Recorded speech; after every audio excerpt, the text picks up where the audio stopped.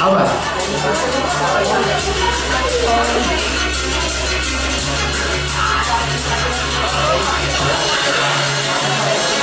Oke, good.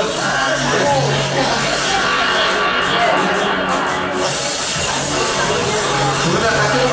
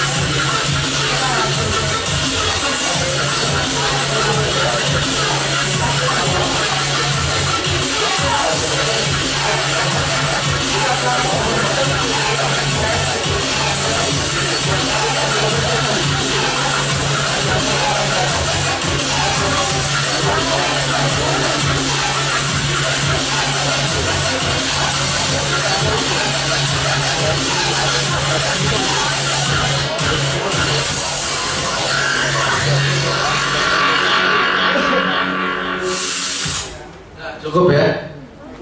Nanti kita saksikan bulan April 2015. Oke, tolong buat kita semua. Ya, bagi penggemar Fast and Furious pasti ngikutin ya. Itu adalah trailnya Fast Furious 7 ya, yang akan diputar di bulan April 2015. Siapa pemerannya? Vin Diesel, terus siapa lagi? Oh, sebelah sini nggak ada.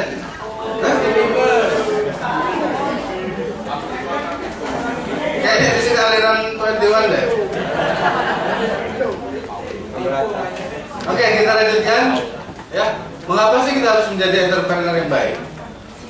Nah, ini alasan-alasannya kenapa kita harus menjadi baik.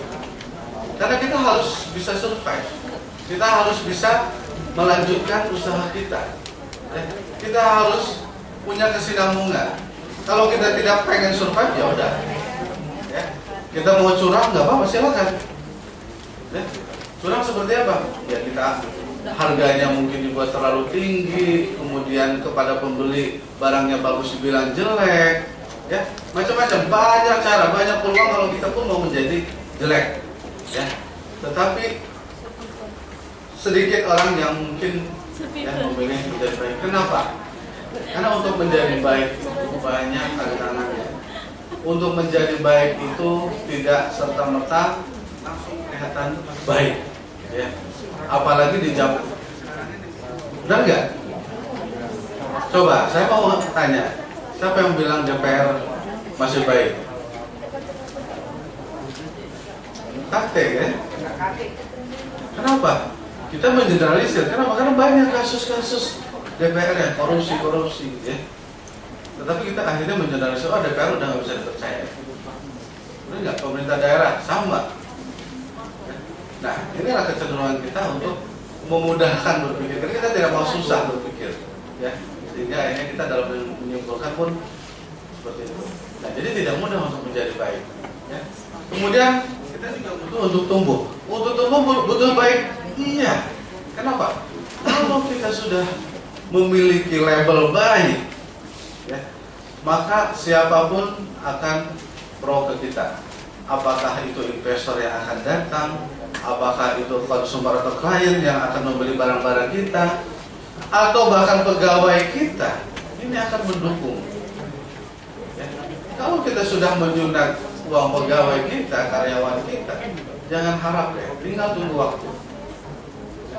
Saya kemarin ngobrol dengan salah satu pengusaha di Kota Palembang yang sudah sangat lama, alhamdulillah, mulai dari tahun 80-an.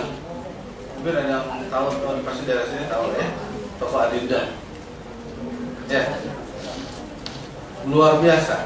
Ya, beliau memanage Adinda, memanage rumah makannya Charlie Five, ya, dengan cara kekeluargaan. Jadi dia cerita, Pak Edi, saya karyawan saya seperti keluarga.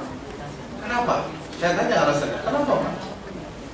Saya tidak bisa 24 jam ngawasin tempat ini, yang harus ngeliatin satu persatu orang ini jujur atau tidak, bisa dipercaya atau tidak. Tapi saya harus tanamkan kepercayaan kepada mereka. Sehingga apa? Sehingga mereka memang bisa dipercaya. Dan luar biasa. Rumah makannya saya juga baru tahu kemarin di Charlie 5 itu. Saya lupa jalan apa ya? Jalan mau ke Pusri. Ya. Kalau dari Kota Tua mau ke Pusri, di sebelah kanan. Ruko kelihatannya mungkin nggak terlalu menarik, tapi begitu sampai di dalam ternyata rasanya punya oke, punya ya. Saya cicipin asamnya, kemudian kalau saya cicipin karedoknya. Tahu nggak karedok? Oh, ya, iya sudah tahu kayaknya. Ya, ternyata nikmat. Apa ternyata? Dia sudah punya SOP, ya, sudah punya rule untuk menjalankan rumah makan. Berapa takaran, ya, berapa takaran itu tetap harus ada. Ya, jadi teman-teman, adik-adik kalau mau jadi pengusaha harus punya SOP. Itulah bagian dari kenapa kita harus menjadi baik. Ya. Kemudian komunitas, kita punya komunitas mungkin kumpulan dari teman-teman pengusaha. Ya. Mungkin kita punya komunitas dari hobi kita. Ya. Macam-macam. Nah, ini akan mendukung dan akan juga menjatuhkan kita. Kenapa? Ya, kalau kita tidak dianggap jujur, kita tidak punya integritas, selesai. Siapa yang punya usaha rumah makan, kalau sekali-kali, mungkin nasabah kita, klien kita tidak tahu, tetapi dari tesnya ketahuan. Ya. Contoh misalnya, saya jualan pisang goreng, atau tahu goreng, atau apapun, pakai plastik supaya apa? Supaya terasa renyah. Klien tahu nggak? Mungkin sebagian besar tidak tahu. Yang penting, wah ini asik renyah nih, kriuk gitu ya. Ternyata dicampur dengan plastik. Lambat laun itu akan mematikan usaha kita. Kenapa? Karena kita sudah tidak jujur. Ya.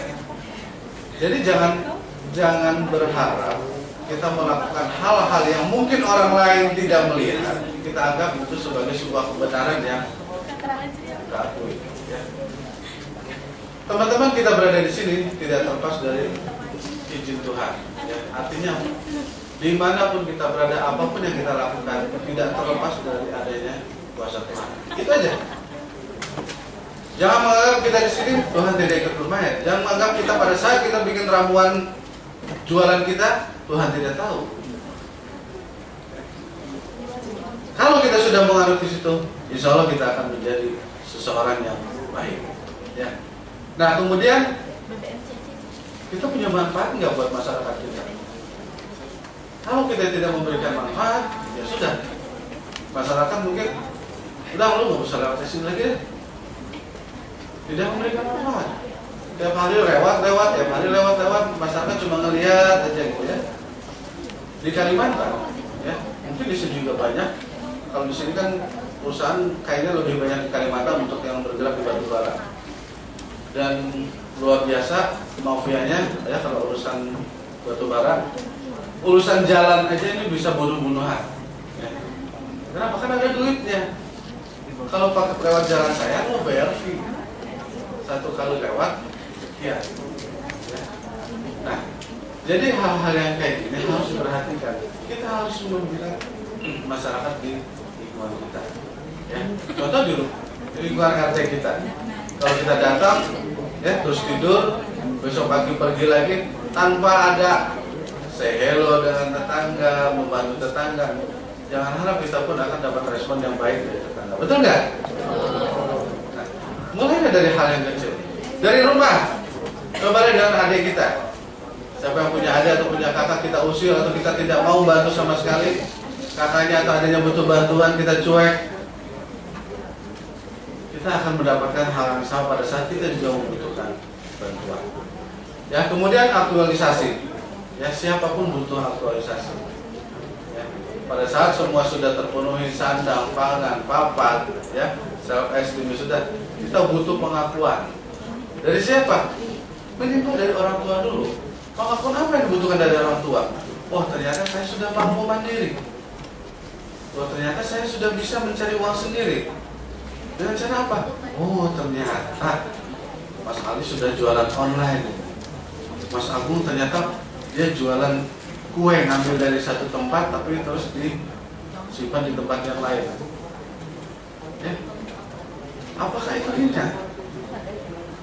Saya waktu kuliah, ya, ibu saya itu bikin kue.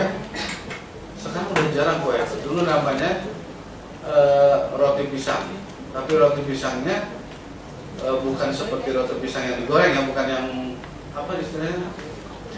Bukan molen, bukan. Ya. Jadi roti pisang itu dia pakai pisangnya itu pisang nangka kalau nggak salah.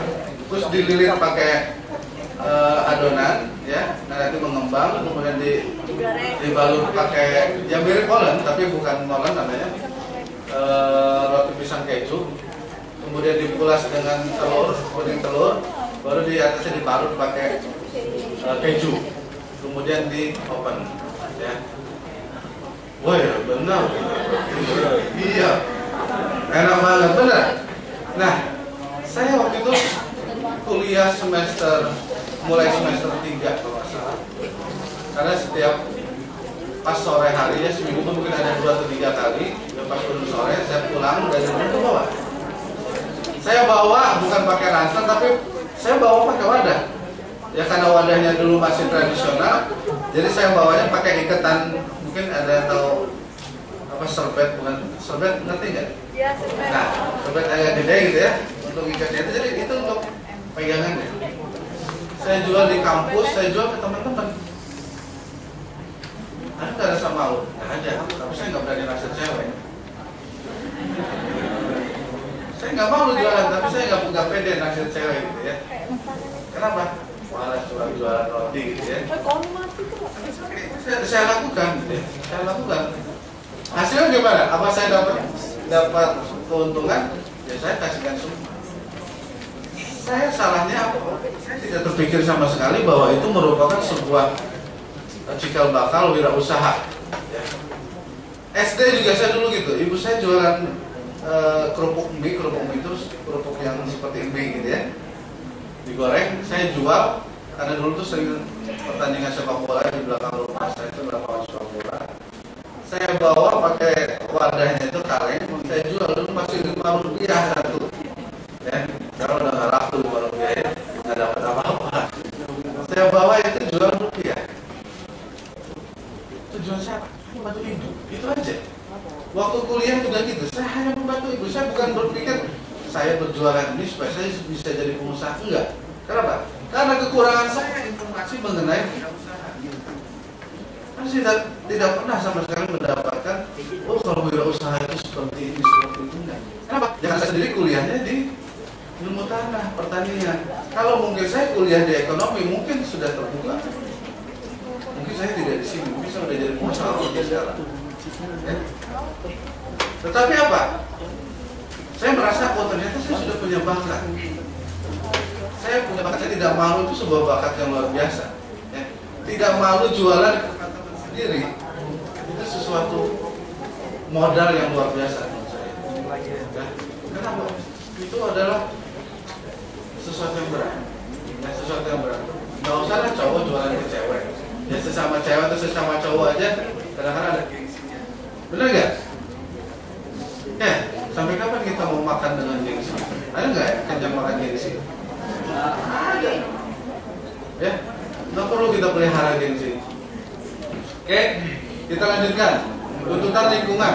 Nah, kita jangan berpikir bahwa oh saya sudah punya usaha, yang penting saya sudah baik dengan karyawan saya sudah baik dengan klien saya sudah baik juga dengan supplier saya, selesai.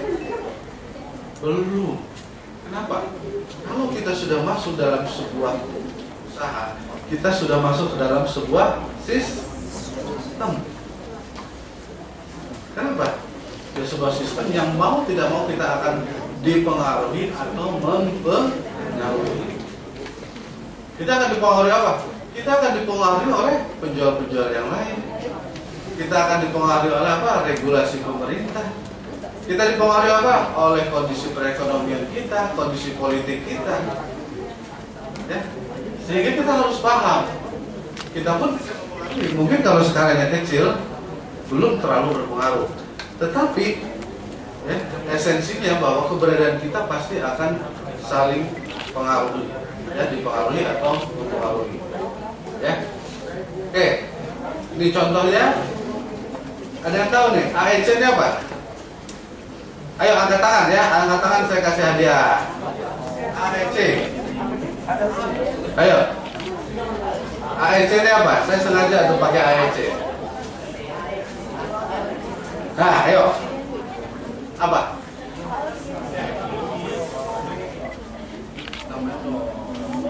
Perkenalkan, nama saya Rizky Andika, semester 5 jurusan Sistem Informasi. AEC itu apa, singkatan dari ASEAN Economic Community. Oke, aplaus dong buat Andika. Ya, betul. Mas Petra, ada ini ya. Ya, jadi AEC adalah ASEAN Economic Community 2015 akan diimplementasikan bulan Desember. Ini mau tidak mau harus, ya. Mau tidak mau ini akan mempengaruhi bisnis kita, kecil ataupun besar. Ya, kita selama ini mungkin sudah juga terpengaruh dengan bisnis online. Bisnis online itu tidak berbatas, ya, borderless. Kita mau ngambil barang kemana, kita mau masarkan ke luar negeri. Ya, e-commerce ini sekarang di Indonesia cukup marak dan lumayan besar omsetnya. Ya. Saya belum tahu apakah dari teman-teman di lingkungan Kota Palembang sudah banyak yang terjun juga di bisnis e-commerce. Ya. Karena ini menurut saya juga bisnis yang menjanjikan, tetapi kuncinya apa? Apa kunci utama bisnis perdagangan di elektronik? Gimana? Jujur, benar. Kejujuran. Kenapa? Kadang-kadang kita menampilkan barangnya sudah biasa gitu ya. Begitu orang pesan datang barangnya hasilnya beda. Kira-kira orang bakal pesan lagi nggak? Nggak. Kenapa? Dianggap tidak jujur. Tapi justru kalau sebaliknya kita menampilkan mungkin kita angle-nya yang tidak bagus sehingga kelihatan tidak bagus. Orang begitu beli ternyata hasilnya orang akan berkali-kali beli lagi dari kita. Ya. Jadi please bangunlah kejujuran. Itu nanti sebagai menjadi baik sebagai seorang personal. Ya. Nah, kita lanjutkan. Ini sedikit wawasan aja ya mengenai AEC tadi. Ada 4 pilar ASEAN Economic Community, yaitu terbentuknya pasar dan basis produksi tunggal. Di sini nanti kita bebas, arus barang itu akan bebas sekali ya. Kemudian jasa juga akan bebas, investasi akan bebas, tenaga kerja pun akan bebas juga, bolak-balik masuk ya. Kemudian arus permodalan juga, investor dari luar bisa mudah-mudah masuk dengan kita. Kemudian adanya prioritas sektor integrasi dan pengembangan sektor makanan, agregator dan kehutanan. Kemudian kawasan berdaya saing tinggi ya. Ada kebijakan persaingan, kemudian butuhnya perlindungan konsumen. Nah, makanya teman-teman, adik-adik, siapa yang sudah punya bisnis sekarang, sudah punya label atau punya merek, segera daftarkan ke HKI-nya nih, ya. Ya, ke Menhumkam. Ya, ke Menhumkam melalui Kanwil Kementerian Hukum dan HAM yang ada di Kota. Saya juga kenal. Ada yang mau, silakan hubungi ke saya deh, ya, ke kantor nggak apa-apa. Nanti saya bantu antar, saya bantu, gratis loh, mumpung masih gratis. Oh betul, ya masih gratis. Kenapa? Ini kalau sudah tabrakan dengan orang lain susah. Juga sih. Namanya sama, ya contoh misalnya Viko deh ya. Viko, mungkin nama Viko itu banyak. Ya, Viko pempek, Vivo, ya Viko. Nah ini mungkin banyak ada nama Viko yang lain, tapi mungkin produknya beda. Ya, jadi tulisannya itu, fontnya itu juga harus didaftarkan. Kemudian produknya juga harus disampaikan. Ya, sehingga kita nanti akan mendapatkan hak kekayaan intelektual kita. Ya. Kemudian pengembangan infrastruktur yang masalah perpajakan di e-commerce, ya ini pasti akan lebih marak lagi. Kemudian dibutuhkan kawasan dengan pembangunan ekonomi yang merata. Kalau ini tidak merata, ya pasti akan jomplang. Coba kita lihat nanti pada saat awal, ya pada saat awal penerapan AEC nanti di bulan Desember 2015, kita lihat bersama kondisinya seperti apa. Bagaimana positioning Indonesia dibandingkan dengan Malaysia, Singapura, ya, kemudian Vietnam, bagaimana? Dengan negara-negara ASEAN kita seperti apa? Kalau kita menjadi konsumer, maka kita akan menjadi apa? Follower. Kita numpang aja. Kita bukan menjadi supir di dalam kancah AEC ini. Ya, kita akan dijadikan pasar. Kalau kita dijadikan pasar, berarti kita akan kehilangan devisa. Ya. Nah, jadi apa yang harus kita lakukan? Nah, nanti salah satunya adalah daya saing. Ya. Kemudian integrasi dengan perekonomian dunia. Ya, ini tidak perlu saya jelaskan. Nah, ini tantangannya apa sih sebenarnya? Ini tantangan yang akan muncul di AEC 2015. Ya, mungkin akan banyak kesempatan.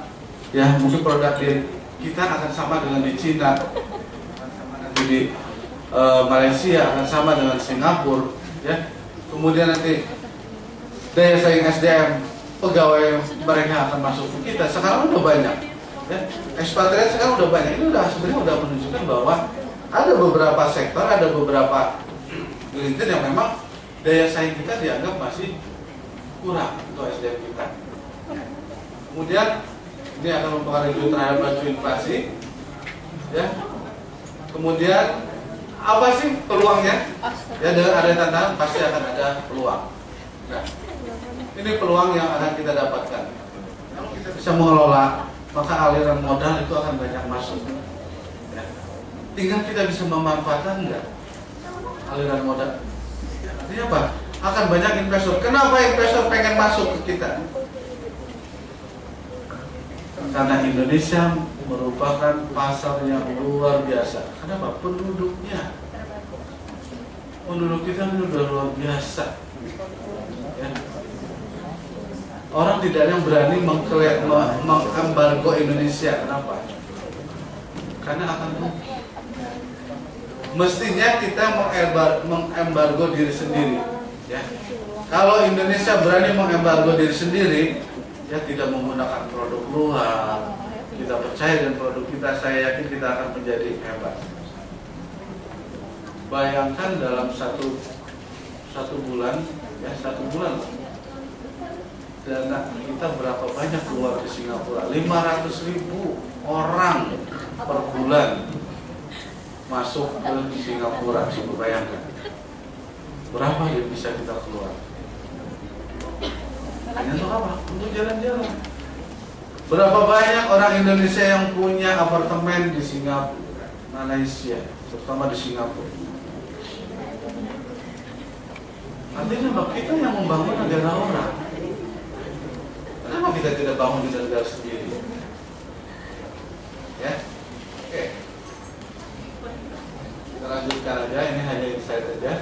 Nah, kemudian bagaimana sih caranya?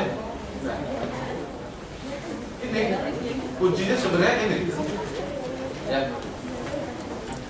Untuk menjadi baik itu sebenarnya penilaian orang, ekspektasi orang. Kita dibilang baik oleh guru kita. Kenapa? Ya ekspektasi guru kita atau dosen kita bahwa kita menjalankan aturan sebagai seorang mahasiswa. Bahwa kita sebagai mahasiswa punya attitude yang baik. Itu sebenarnya. Tapi dasar pemikiran, dasar pengalaman pada dasar ekspektasi itu adanya regulasi. Regulasi, kalau kita ini bentuk perusahaan sudah ada regulasi yang mengatur mengenai arus barang, ya. Kalau kita bicara sekarang skop besar, regulasi ini artinya peraturan, ya, undang-undang itu regulasi, peraturan pemerintah, undang-undang. Kemudian aturan-aturan ini bisa saja bentuk aturan antara dua orang, antara dua perusahaan dalam bentuk apa istilahnya, kontrak kerja, ya. Dua perusahaan yang bekerja sama dengan melakukan kontrak kerja dikatakan salah satu dikatakan tidak baik. Karena apa? Karena ada pelanggaran terhadap kontrak. Kalau istilah di perbankan itu istilahnya adalah diskrepensis, ya, diskrepensis. Terjadinya uang prestasi, ya, uang prestasi atau gagal bayar. Kenapa? Nah, ini akan menjadikan kita dianggap tidak baik, ya. Norma-norma. Nah, ini kembali. Mungkin, ya, budaya kita beda jelas dengan budaya orang luar, ya. Sehingga norma-norma yang dianggap pun berbeda. Saya kurang lebih 3 minggu yang lalu, ya, bertemu dengan investor dari Jepang. Mungkin pernah dengar PT Mitsui, ya, PT Mitsui. Luar biasa. Saya belum pernah ketemu dengan pengusaha Indonesia yang punya perilaku seperti itu. Kenapa? Waktu itu saya bawa pengusaha dari sini, dari Kota Palembang, ya, untuk kita approach-kan ke Mitsui untuk mendapatkan bantuan permodalan. Kita dikasih waktu itu jam 11 kalau nggak salah, antara 10 dan 11 lah, ya. Tapi waktu kita jam 10 udah datang, sehingga kita dikasih waktu jam setengah 11. Dan strict, ya. Strictnya apa? Oke, we have a half an hour. Kita punya setengah jam. Ya. Kita punya setengah jam untuk berdiskusi. Masuk ke ruangannya, luar biasa Pak. Dia sudah siap kertas. Ya. Kertasnya berisi atau kosong? Kertasnya isi atau kosong? Kertasnya isi apa? Tulisan apa? Gambar Doraemon. Dia sudah megang sebuah kertas yang menggait pertanyaan-pertanyaan apa yang akan dia lontarkan kepada calon rekan dia. Itu luar biasa. Sehingga apa? Waktu setengah jam itu benar-benar efektif. Dia udah tahu yang akan dipertanyakan itu apa. Apa bidang usahanya, apa yang sudah dibangun, sudah berapa lama, di mana aja area kerjanya, berapa butuhnya, kenapa butuh sebesar itu, bagaimana nanti pengembaliannya. Sudah tahu, ya. Artinya kita sudah bekerja secara sistematis dan terstruktur. Nah, ini yang akan membuat kita jadi waktunya tidak terbuang-buang. Nah, kalau orang kita kan enggak. Kadang-kadang betul ngobrol kemana dulu, gitu kan? Ngobrolnya baru udah setengah jam. Oh ya, maksud kita tadi apa ya? Kita ketemu ngapain ya? Apalagi kalau ngobrolnya di kopi tiam, lupa intinya ya. Atau wah ini udah habis, malah nambah makanannya gitu kan. Kemudian SOP adalah standar prosedur atau bisa dikatakan juga sebagai perusahaan, ya. SOP bisa mengatur perusahaan secara besaran, SOP juga bisa mengatur hanya di unit-unit tertentu, ya misalnya unit teknis ada SOP-nya, pemasaran ada SOP-nya sendiri, ya. Dan teman-teman, ya adik-adik, seandainya pun adik-adik hanya mungkin katakan sekarang punya bisnis, katakan jualan pisang goreng deh, ya, jualan pisang goreng. Usahakan ada buat SOP sekecil apapun. Contoh apa SOP itu? Pisangnya harus pisang apa? Ya, ini SOP loh. Kan kita mau menjaga kualitas dagangan kita. Pisangnya harus bagaimana? Jenis pisangnya apa? Kondisi pisangnya matang, mentah, atau matang, atau sangat matang. Ini harus jelas. Ya. Kemudian kalau mau pakai tepung, tepungnya campurannya apa aja? Tepung terigunya berapa? Kanjinya berapa? Ya. Kemudian gulanya berapa? Garamnya berapa gram? Ya. Pakai tepung nggak? Oh, Nah, ini yang namanya SOP. Jadi sekecil apapun yang kita usahakan, kalau sudah ada SOP-nya, kita sudah berarti kita sudah bisa mengelola usaha. Kalau kita masih pakai perkira-kira, ya begitu kita nanti jalan lagi pergi ke Jakarta atau kita lagi pergi keluar daerah, ini bisnis kira-kira jalan nggak? Belum tentu jalan. Kenapa? Ya orang yang bikin, yang meraciknya nggak ada di tempat. Bisa bikin bisa, tetapi outputnya sama nggak? Nggak akan sama. Nah ini, ya ini harus perhatikan. Kita harus menjaga output kita. Kita harus menjaga produk yang kita hasilkan dengan menjaga apanya? Menjaga proses dan bahan baku. Untuk menjaga ini harus pakai apa? Pakai SOP. Seandainya pun kita sudah sedang berliburan, nggak jadi masalah. Siapapun yang mau lakukan udah tahu. Oh, pisangnya jenisnya pisang apa? Pisang nangka. Harus yang setengah matang. Ukurannya berapa senti kira-kira? Ya, memang harus detail. Kemudian terigu-terigunya pun harus merek apa? Ya, sila ya. Terigu pun harus jelas mereknya merek apa. Ya, kenapa? Karena ada perbedaan biasanya terigu yang cakra ya, terigu cakra, kemudian yang apa ya? Segitiga bintang, kemudian yang rose itu. Oh sekarang udah gitu ya? Oh. Ya, nah jadi harus jelasin apa?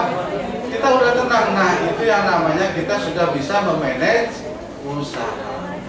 Ya, kalau kita bisa menjalankan aja itu belum bisa memanage, kita baru bisa menjalankan, belum memanage, belum mengelola. Ya, belum mengelola. Ya, maka mulailah belajar mulai dari kecil.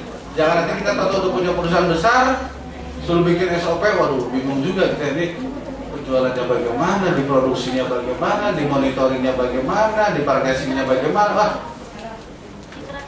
bingung. Kenapa? Karena kita belum terbiasa.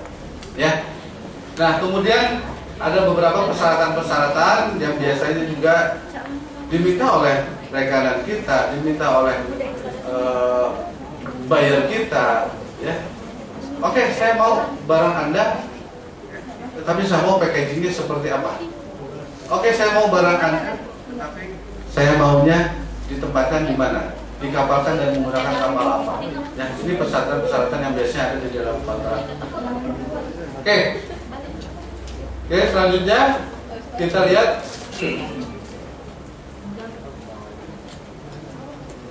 Apa yang kira-kira siapa yang tanya?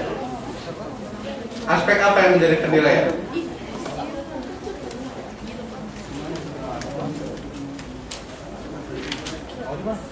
Ada dua aspek, ya. Aspek personal dan nanti aspek distribusinya atau dari perusahaan. Ya. Jadi tidak hanya perusahaan kita yang akan dinilai baik atau tidak, tetapi personalnya. Kalau itu sebuah perusahaan besar maka akan dilihat manajemennya. Manajemennya apa? Direkturnya, komisarisnya. Apa? Apakah dia melakukan pekerjaannya dengan sesuai dengan aturan atau tidak, kita lihat. Nah, seorang pelaku atau pemilik usaha kalau dia tidak punya integritas, jangan harap dia bisa mempertahankan usahanya. Jangan harap dia bisa maju. Kalau dia tidak bekerja keras dan tidak bekerja cerdas juga jangan harap. Ya. Dia jualan, misalnya udah jualan gitu-gitu aja, nggak ada berpikir, oh saya mau harus nambah outlet misalnya, saya harus menambah volume penjualan saya, maka kita tidak akan maju-maju. Profesional, tadi, ya kita harus profesional. Kalau output kita pisang goreng dengan rasa keju, dengan rasa durian, harus jelas.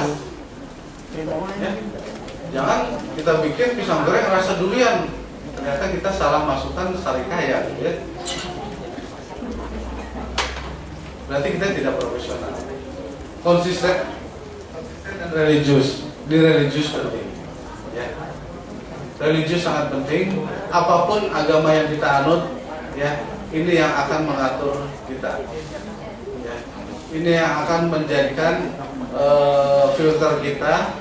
Ini yang akan mengontrol kita agar kita tidak melakukan hal-hal yang melanggar aturan. Nah, sebagai seorang personal, saya akan kasih contoh, ya. Saya akan kasih contoh film. Kira-kira kalau kita dalam kondisi seperti ini, ya, kondisi seperti ini akan berhasil atau tidak? Ya, coba kita lihat.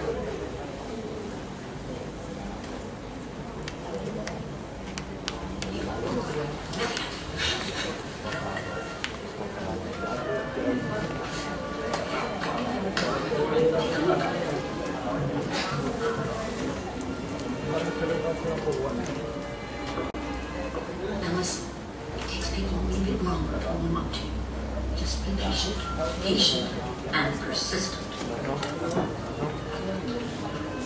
It's going to be great. In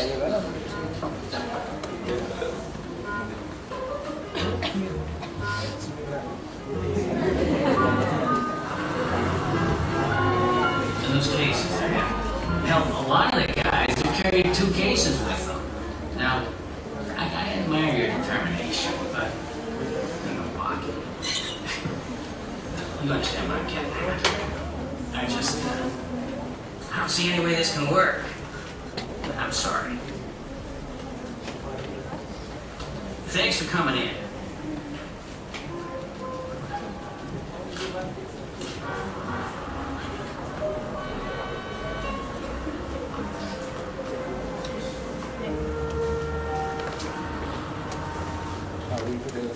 Apa kira-kira yang membuat dia ditolak tadi?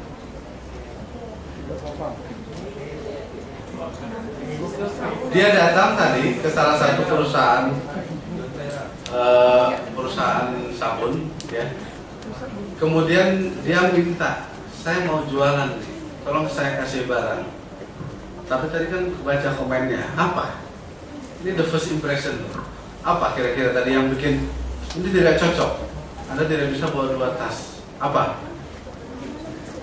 Sorry, kondisi fisik. Ini gambaran yang jelas-jelas kita lihat bahwa kondisi fisiknya tidak seperti yang normal, ya, tidak seperti manusia normal. Ini yang tergambar jelas, the first impression. Tapi banyak, ya, seperti kita yang dalam kondisi normal, sehat walafiat jasmani rohani, tetapi gaya kita selengean. Ya. Tahu nggak selengean? Ya, bukan selengker ya. Gaya kita selengean, sosokan gitu ya, kita butuh bantuan orang, kita butuh perhatian orang, tapi kita tidak menunjukkan attitude yang membuat orang tertarik dengan kita. Nah, ini secara fisik orang tidak tertarik secara fisik, ya, secara fisik. Tetapi tidak hanya itu yang akan kita pelajari, apa yang menjadi message dari cerita ini kita dengar.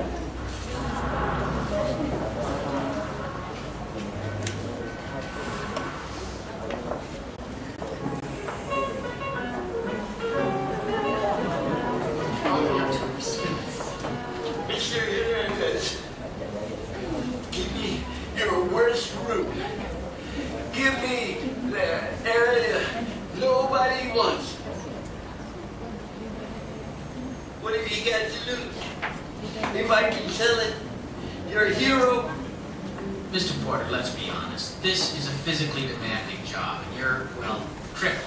And I don't see how... What?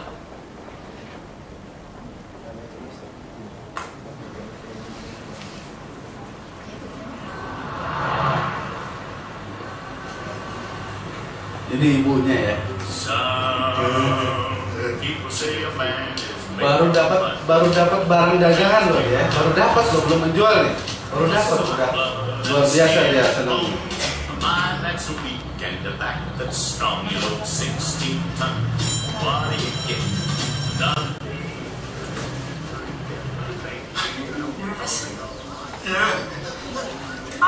nuts. I was gonna make you a lunch. Good for me, because I'm a little nervous too. Well, what are you waiting for? Them to come to the car? Go sell some soap. That's my soul, 16 tons. What do you get? Another day over. Then St. Peter, don't you come because I can't go. I owe my soul to the company store. I owe my soul to the company store.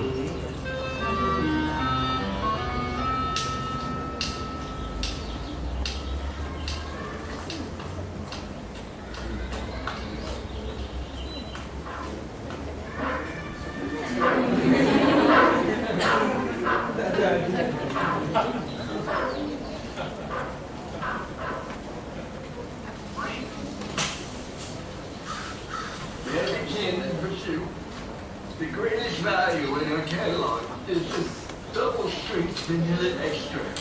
It comes in the 4-ounce. That's right! That's right! That's right!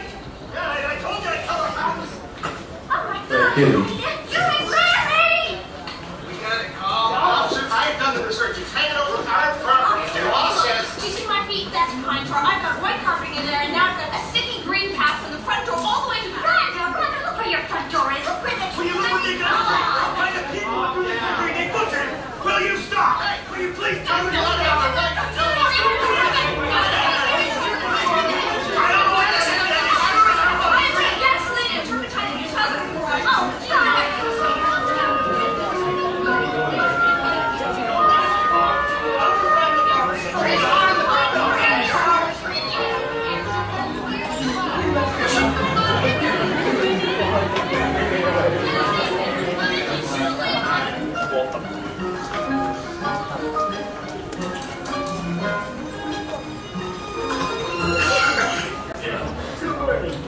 My name is Bill Porter, and I would like to take a moment of your time to tell you about some of the many fine Watkins products built. And, of course, they all come with a 100% money-back guarantee. Alex.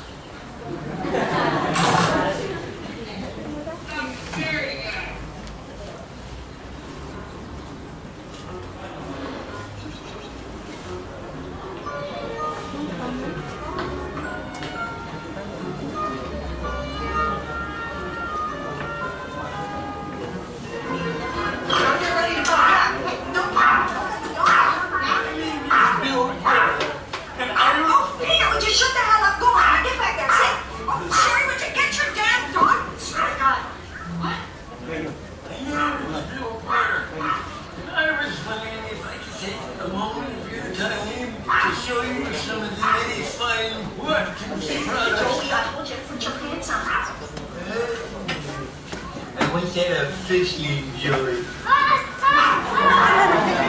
oh, shit! Come on, Brandon, would you... Sherry, your damn dog! Damn it! I'm in the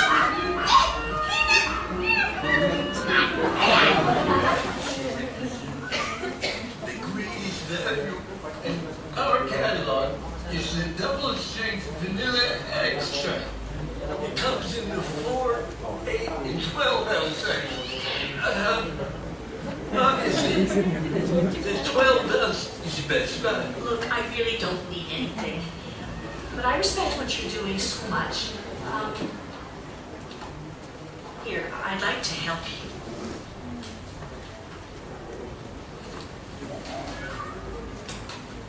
Oh, please take it. I don't need charity. The unit spot remover, look at your couch. It's appalling.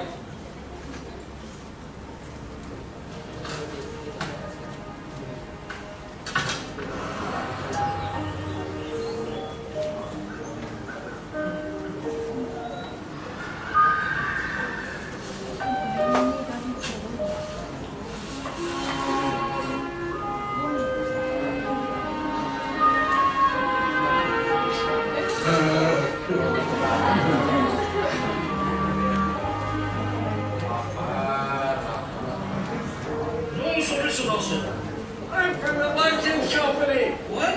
No solicitation. What?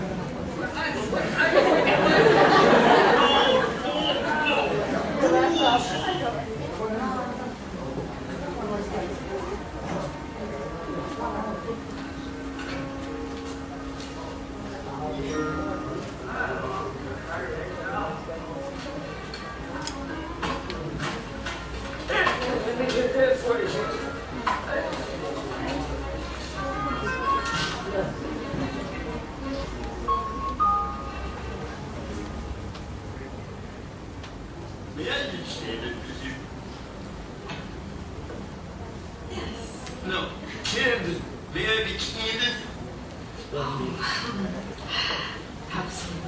In my experience, the greatest value in our catalog is a triple action laundry detergent. And at $3.95 a buck, you can see what a great savings that is. How many may I put you down for? 2. Really? And a large bleach.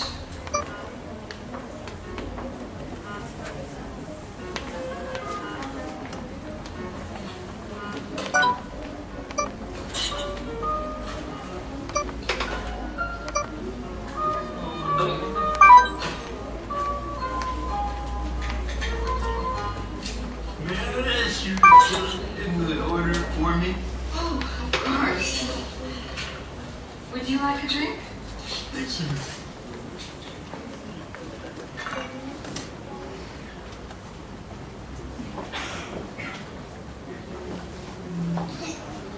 Oh. I'm sorry, I put a little vodka in there. Isn't too much for you? I work like a drunken sailor as it is.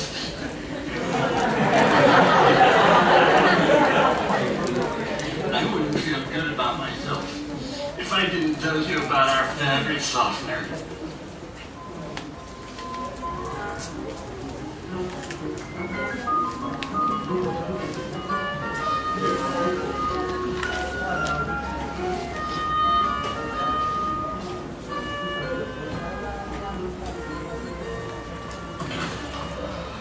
I must have walked 10 miles today. No, Billy, don't push yourself so hard. You must be patient, you know. You can't expect... I read the sale. You did? Yeah! Almost $50. You can do anything. Well, I can do this. I know you can. I get $1.25 a day, and I'm gonna throw every penny of it.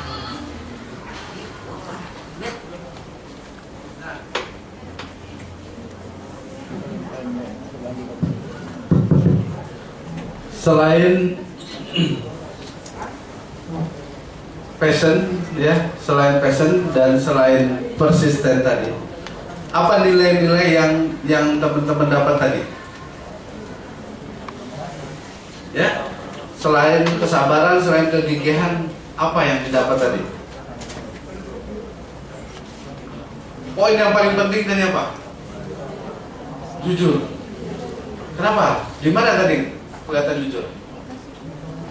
Saat tadi dia habis minum tadi kan, saya tidak bisa kalau saya belum menjelaskan mengenai barang yang dia jual tadi.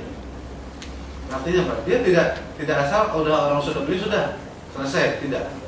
Tetapi dia harus menyampaikan ya apa yang harus diketahui oleh si pembeli. Ya. Kemudian norma apa? Norma-norma apa yang dia pegang tadi? Prinsip-prinsip apa yang dia pegang tadi?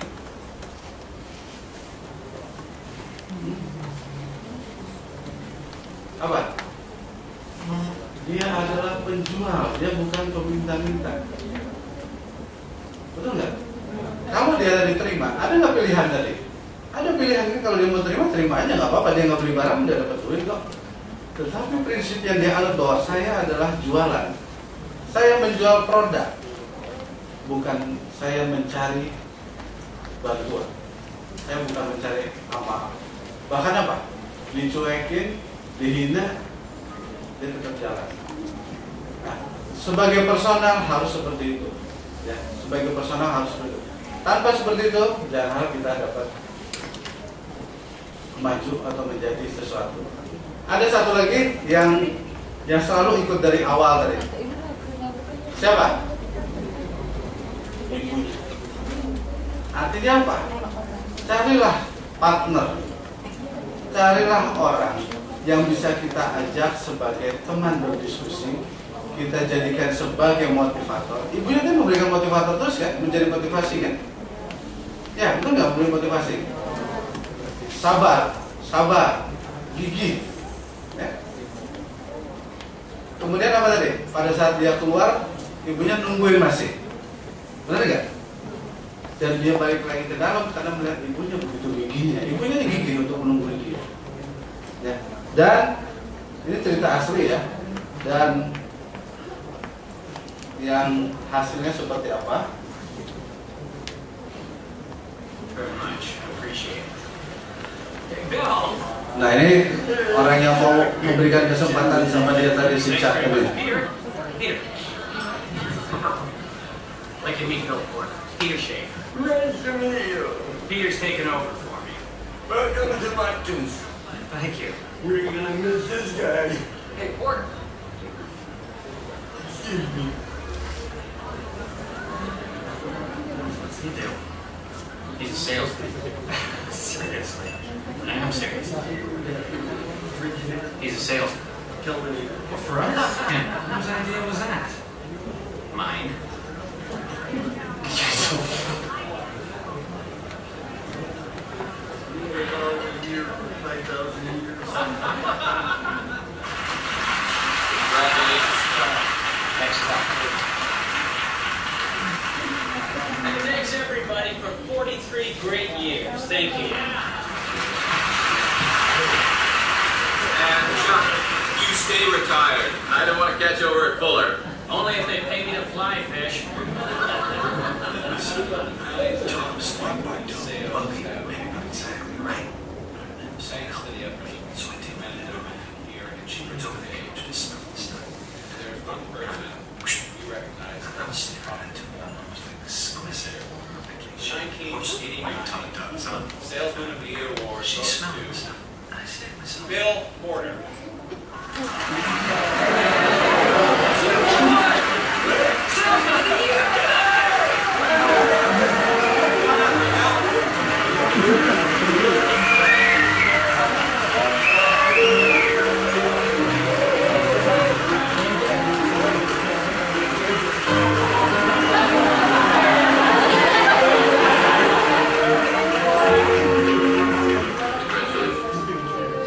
We are so proud to have you as a part of this company. This past year, Bill had sales of $42,460.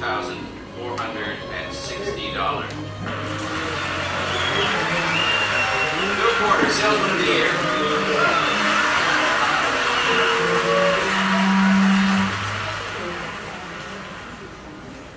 I love being a salesman.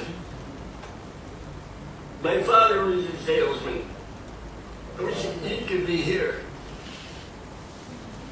And my mother, who taught me patience and persistence, and who would never let me be ashamed. I wish he could be here today. Thank you.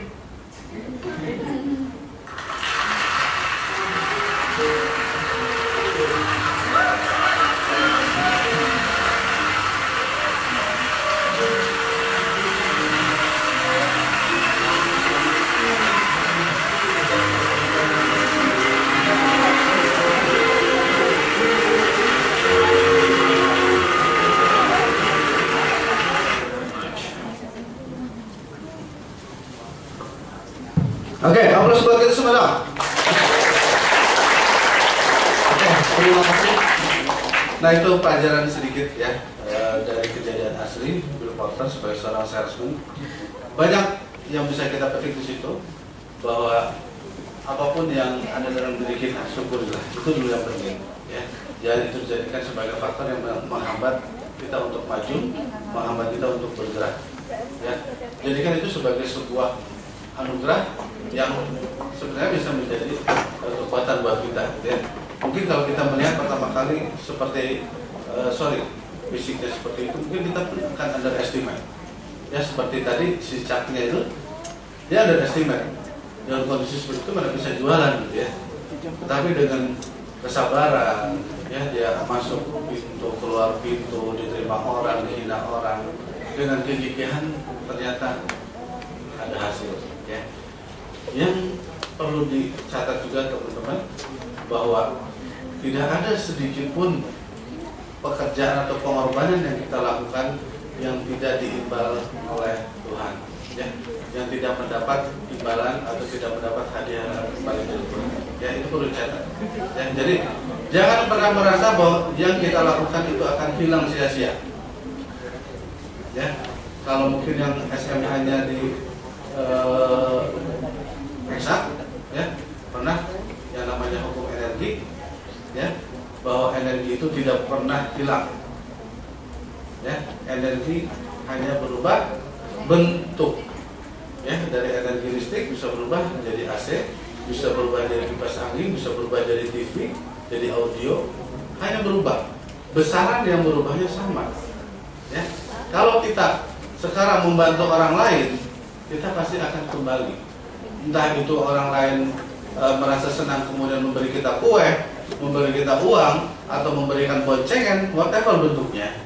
Ya, tetapi intinya bahwa tidak ada sedikit pun yang kita lakukan yang akan sia-sia, ya, yang baik tentunya. Tetapi yang jelek pun pasti akan kembali ke kita.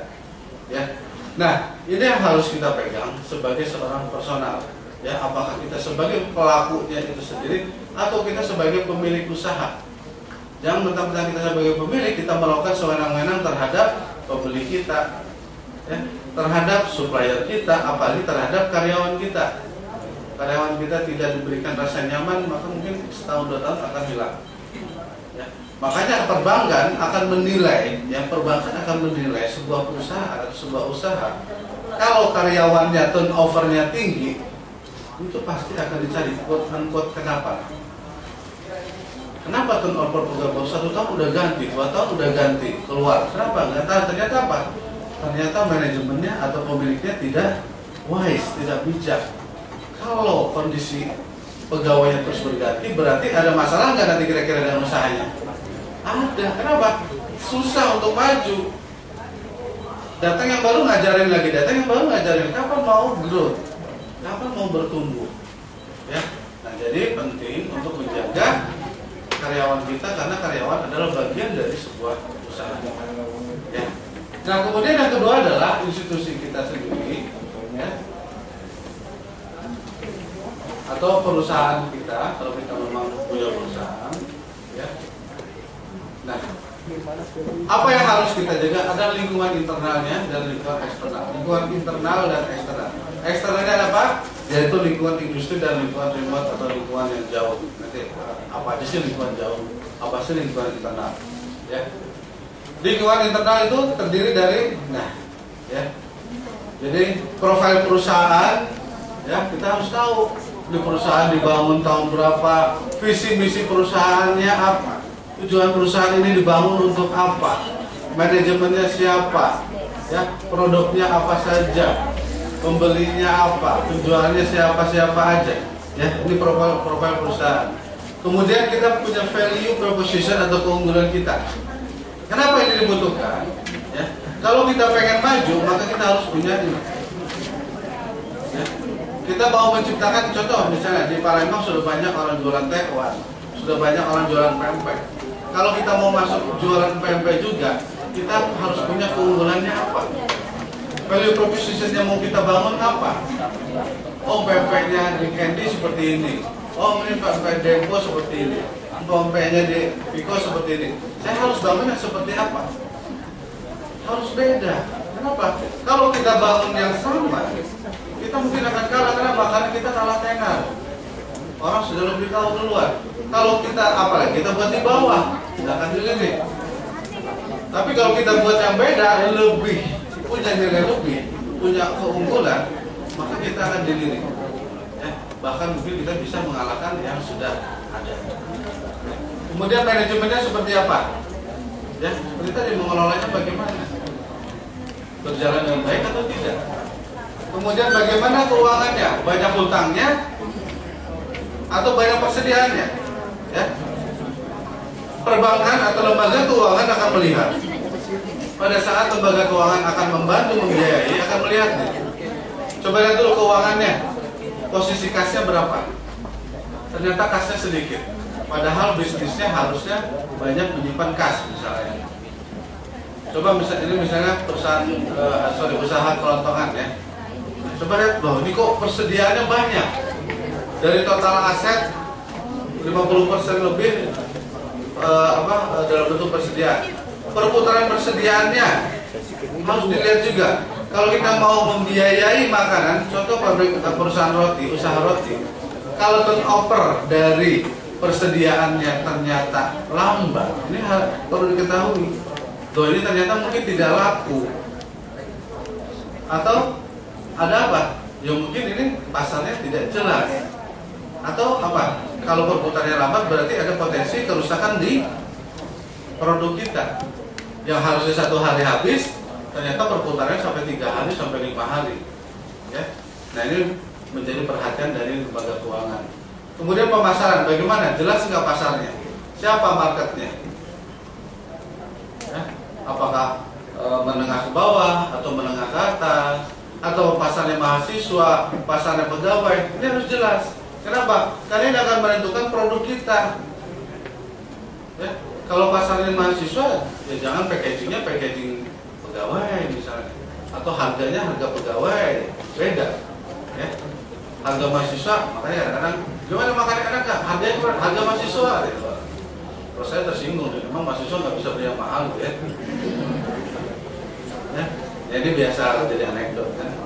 Nah, kemudian operasionalnya bagaimana? Bagaimana dia menjalankan operasionalnya? Mungkin teman-teman kalau bisa melihat ya, KFC, kemudian Pizza Hut, kemudian Dunkin Donat, Jeko segala. Perhatikan, ya, coba perhatikan layoutnya, ya, perhatikan layout. Mereka itu tidak sembarangan membuat untuk masaknya di mana, kemudian alurnya itu seperti apa, itu ada ilmunya, ya. Kenapa? Dengan salah membuat layout, maka waktu akan termakan. Ya, kalau satu gerakan itu sudah memotong waktu, memakan waktu, memboroskan waktu, katakan 10 menit, bisa dibayangkan berapa kali gerakan kali 10 menit, ya, atau 5 menit atau 1 detik, whatever, ya. Jadi layout itu akan menentukan produktivitas. Makanya perlu dilihat ya operasionalnya. Sama dengan pabrik juga seperti itu. Kalau sumber bahan bakunya jaraknya ke dalam pengolahan itu terlalu jauh, maka ini akan ada cost. Ya, barang yang in prosesnya ini akan memakan biaya. Ya. Nah, di sini kita penting mengetahui ilmunya bagaimana membangun layout sebuah usaha. Ya. Kemudian teknis produksi pembelian. Nah, kita bikin usaha di sini ternyata barangnya belinya dari Papua misalnya. Kira-kira ini usaha kita bisa berjalan lama enggak? Susah, kenapa? Mungkin pengiriman akan luar biasa lamanya, harganya luar biasa, berpengaruh terhadap harga jual. Harga jual di sini kalau sampai lebih besar dari barang yang ada, maka potensi barang kita tidak akan terjual. Ya, nanti ada di industri, lingkungan industri seperti apa? Keadaan kondisi industri yang harus kita ketahui supaya kita bisa survive. Ya. Kalau ada mau tanya sekalian langsung aja nggak apa-apa, ya. Nanti kita ada sesi juga. Nah, kemudian ini lingkungan industri, ya. Menurut Porter, bukan Bill Porter tadi, ini Michael L. Porter, ya, bahwa dalam usaha kita tuh dipengaruhi oleh 5 kekuatan kompetisi. 5 kekuatan kompetisi. Ya. Pertama apa? Persaingan di antara pesaing yang ada. Persaingan di dalam industri yang ada. Ya. Misalnya pempek, ya sesama pempek itu sudah mulai terjadi persaingan atau kompetisi. Kemudian dari pembeli. Loh, kok pembeli bisa dikatakan sebagai pesaing? Lah iya, kalau pembelinya mau yang murah melulu, benar nggak? Sehingga apa? Kekuatan daya tawar menawar pembeli ini akan mempengaruhi terjadinya proses jual beli. Kalau pembelinya mahal, dia akan keluar, akan lift dari kita, sehingga kita tidak mendapatkan proses jual beli. Ya. Sehingga apa? Ya kita harus memanage daya tawar menawarnya si pembeli ini. Ya packagingnya, ini harganya kayak gini kok packagingnya kayak gitu, seperti itu. Merasa nggak ada beli deh. Kecuali harganya diturunin, saya baru mau beli. Akhirnya seperti itu. Nah, kalau turun, kemudian marginnya tidak ada, tentu usaha kita juga tidak akan memberikan keuntungan. Ya. Kemudian dari pendatang baru. pendatang baru ini adalah usaha-usaha yang baru datang. Jangan jangan dikira ini tidak mengancam. Ini akan mengancam. Ini akan menjadi pesaing kita, menjadi kompetitor kita.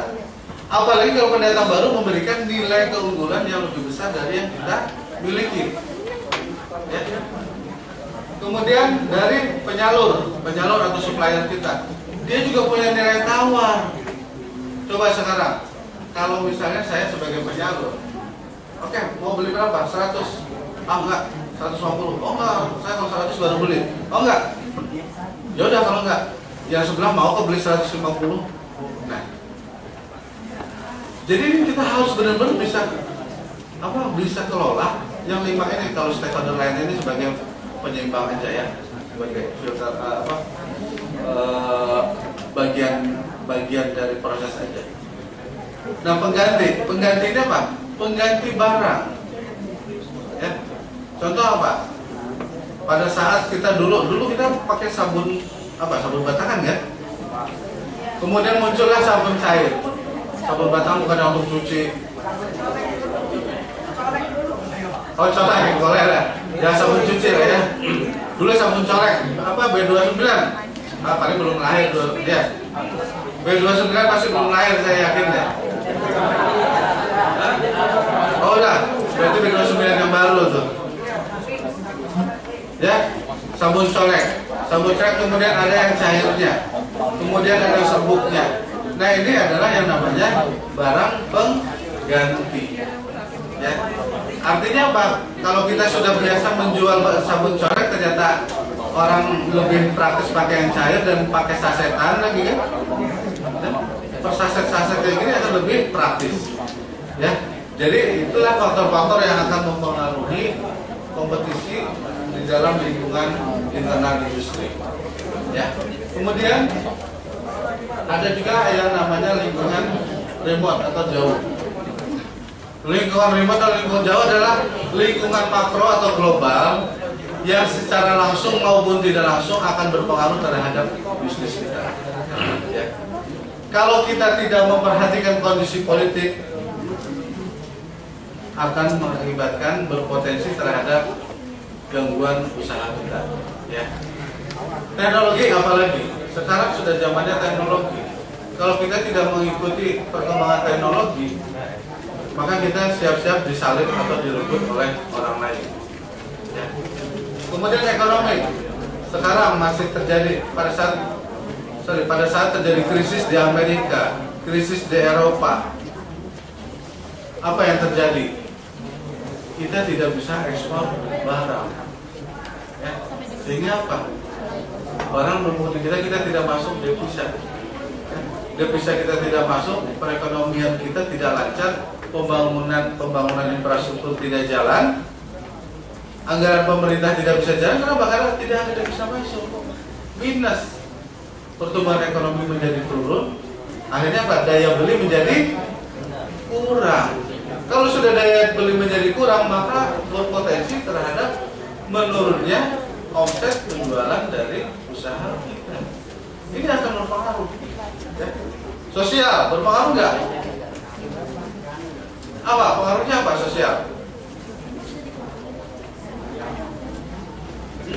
Apa kira-kira pengaruhnya sosial?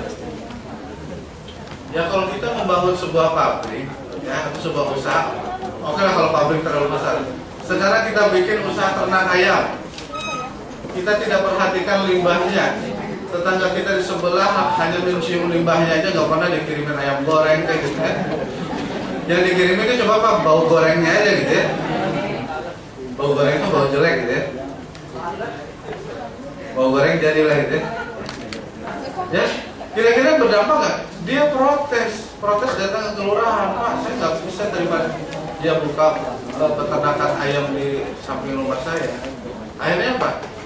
Mau pindah nggak punya tanah, karena ini juga perintah dari warga, apalagi warga satu kampung, daripada dibakar usahanya sampai net, akhirnya setelah selesai penjualan di close.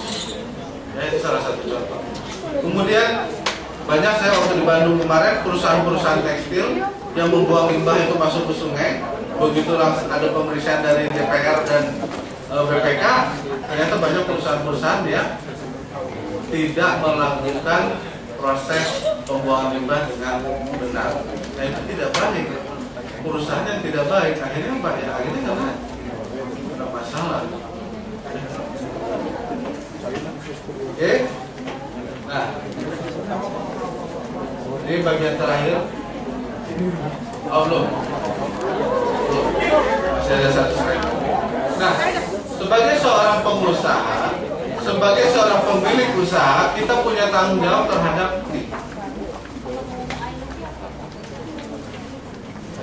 ini tanggung jawab kita terhadap diri sendiri. Ya pasti. Kalau kita tidak menjaga attitude kita tidak menjaga knowledge kita tidak menjaga wawasan kita tidak menjaga penampilan kita, maka kita pun akan beresiko di-delete.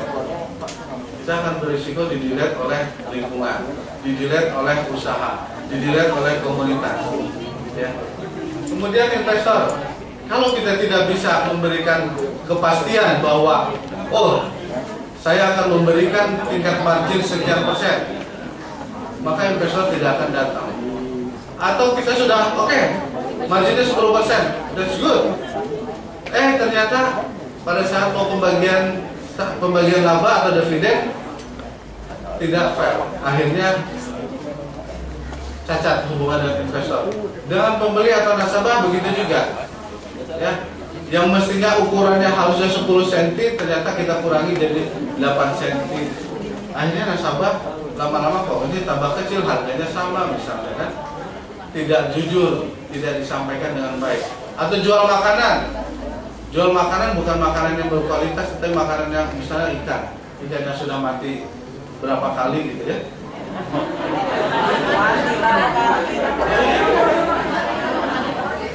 Mati berapa kali? Kalau yang mati sekali itu kapal yang ikan yang di kapal itu baru satu kali mati. Ya kan, udah mati langsung dimakan maksudnya gitu. Tapi kalau udah berapa kali mati itu udah dibawa, udah diangkut dikasih es lagi, kan? Diangkut lagi, itu udah mati berkali-kali. Beda nggak rasanya? Beda. Kalau kita mau jualan barang-barang yang berkualitas, contohnya seafood berkualitas, tes orang tidak bisa dibohongi, ya, apalagi yang terbiasa dengan jajanan atau berkuliner, dia tesnya tahu ini ikan ini sudah berapa kali mati, ikan ini satu kali mati sudah ketahuan. Ya. Jadi ini harus jaga. Sekali kita bohongin pembeli atau nasabah, siap-siap kita ditinggalkan. Ya. Kemudian pemasok atau supplier sama juga, ya. Kalau misalnya ada sistem pengelolaan barang itu dengan konsinyasi, ya konsinyasi.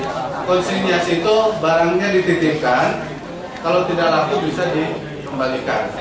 Ya. Nah kita bisa aja bilang macam-macam, ya, dijual murah kayak atau apa gitu ya karena rusak misalnya. Daripada dikembalikan kan nggak dapat duit, bisa saya jual murah padahal dia jualnya normal. Bisa aja seperti itu. Ya. Oke, kemudian pegawainya, nah kalau kita tidak memberikan keamanan terhadap pegawai kita atau karyawan kita, maka perusahaan kita juga akan diambang kehancuran. Ya. Orang hanya akan singgah sementara menjadi karyawan, tetapi setelah tahu ternyata pengelolaan pegawainya atau karyawannya tidak baik, maka kita akan ditinggalkan. Ya. Dan kalau hal-hal yang tidak baik, baik itu dari supplier, pemberi, dari karyawan, dia akan ngomong. Ya. Ketidakpuasan dia itu akan sampai ke beberapa orang. Ya. Tapi kalau kebaikan jarang cerita, orang mungkin baik itu hanya cerita sampai 3-5 orang paling banyak. Tapi kalau kejelekan menyebarnya ini bisa lebih cepat. Ya. Kemudian terhadap komunitas ya sama. Kemudian pemerintah ya kita sudah ada aturannya, kalau makanan harus atau berjual barang ada PPN-nya, bisa kita tidak bebankan. Kita harus bayar pajak setiap penghasilan, kita tidak bayar pajak. Nah berarti kita tidak patuh. Ya. Kemudian dari lingkungan sosial juga, ya kita kenal dengan kita kenal dengan yang namanya corporate social responsibility, itu tanggung jawab sosial perusahaan. Bahwa perusahaan punya tanggung jawab untuk memperhatikan lingkungan sosialnya. Ya. Ya, contoh mungkin kita sudah sangat sering kita mendengar kejadian di apa perusahaan apa yang ada di Irian itu? Bagus dong. Ternyata